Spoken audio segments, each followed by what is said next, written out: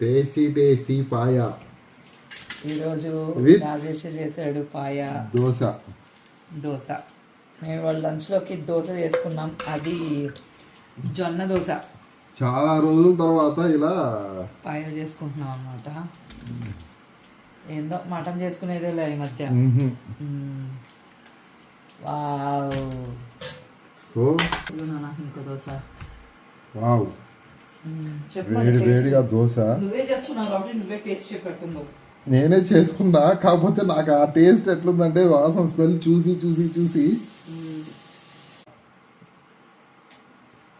ముక్కకి టేస్ట్ అద్భుతంగా ఉంది.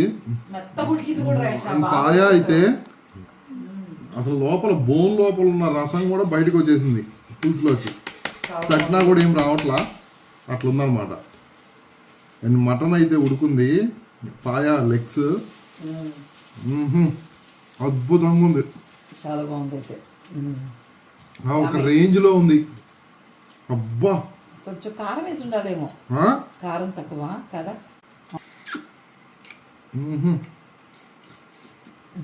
లోపల ఏం లేదు, అంతా వచ్చేసింది పులుసులోకి. ఓ సినిమాలో ఏంది అంటే బోనిచ్చావు సుత్తి అని అడుగుతాడు బ్రహ్మానందం. యువరాజులో. యువరాజ్ అదే. అబ్బా, పీస్ కి టేస్ట్ అదృష్టా జరిపోయింది అసలు. వేడి దోశల్లోకి ఇంకా బాగుంటుంది మన వేడిగా. సో చూసారు కదా, పాయా విత్ దోశ. ఇది యాక్చువల్లీ నెల్లూరులో ఫేమస్ అనమాట. మేము కూడా అదే ట్రై చేసుకొని తింటున్నాము. సో మీకు కానీ మా వీడియో నచ్చినట్టయితే లైక్ చేయండి, షేర్ చేయండి, సబ్స్క్రైబ్ చేసుకోవడం మర్చిపోబాకండి. ఓకేనా? సో మీకు కూడా పాయా విత్ దోశ ముక్క. బాయ్.